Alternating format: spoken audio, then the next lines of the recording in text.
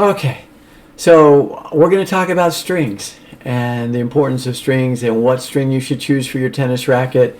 And I'm going to try and give you my sales pitch for what I think is the best. There are basically two kinds of strings out there in the world. There's polyester strings and there's nylon strings. And there's a third type of string called natural gut, if you can afford it. So let's jump right into it. Polys, okay? So when do you choose a poly string?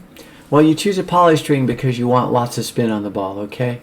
Poly strings act like a natural spring. They grab the ball and they flex like that and they give spin to the ball. More spin you get, the more control you have, and polys are wonderful for that.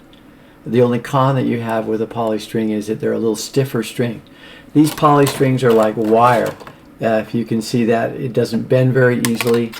And because of it being that way, because of it being a stiffer string, sometimes that can cause arm problems. That's probably the only real con with polys. So to improve polys, a lot of companies went out there and they made shapes out of them. So you've all seen RPM Blast. This is the one that Nadal made so popular. It's popular because it's got a shape to it. I'm going to show you kind of a magnified version of it and see if I can show it to you like here. And I can stick that up to there and you can see it. It's kind of like a triangle.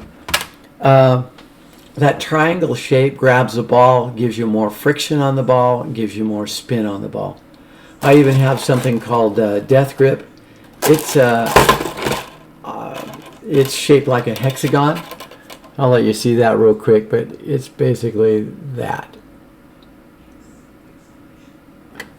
So really good string. $25 a string for the Death Grip and at least $20 a string for your RPM Blast. So those are famous polys. So the other type of string that we're going to talk about is nylon strings. Nylon strings were kind of popular because they're the ones that try and simulate and try and act like a natural gut.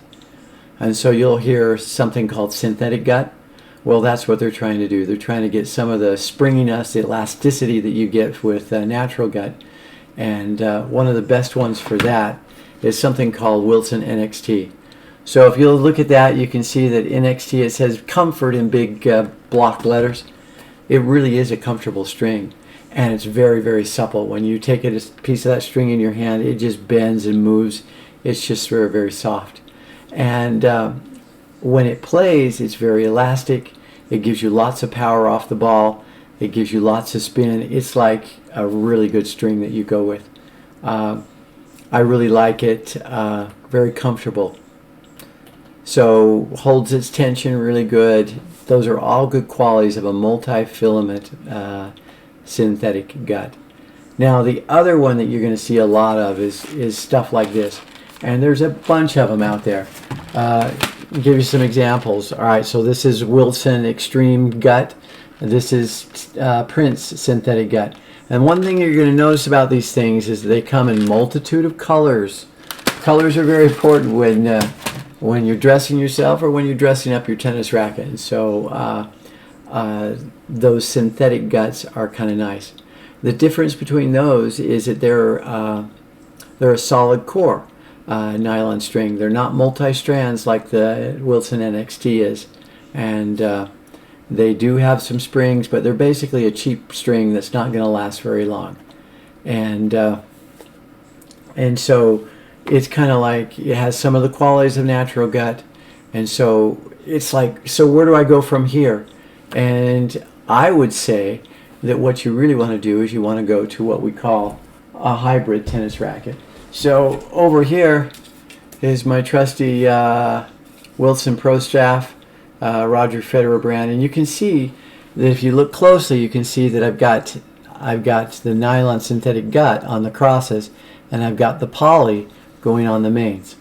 So the reason I do that is because if I put them the other way, then the strings only last a day before they wear out and they snap. And that is because the polys are a lot more durable. So when strings are like on your racket, so let's pretend this is, let's pretend that's my main and this is my cross. So if the racket strings move up and down like this, it's going to basically saw this string in half. But this string is the poly, and it won't saw in half. This string is the nylon, and because it's moving on a greater surface area all the way up and down this, it doesn't wear out the synthetic gut either. So I guess what I'm trying to tell you is the best of both worlds is to go with a hybrid. And what I do is I choose a nice cheap roll of Gossan number 16 gauge size. Now, let me just briefly tell you that string comes in a multitude of sizes, and so you go with much smaller diameter, which is like the 17s or smaller. You get a string that's so small that, you know, it does bite into the ball, but at the same time it doesn't last very long. So number 16 gauge is kind of where my preference is. You go with a bigger string, and I don't know, I just feel like I'm playing with a racket that I just bought from Walmart, and it's just you know, mass produced. It's not a really good racket to hit with. Doesn't get that grip on the ball. So there you go.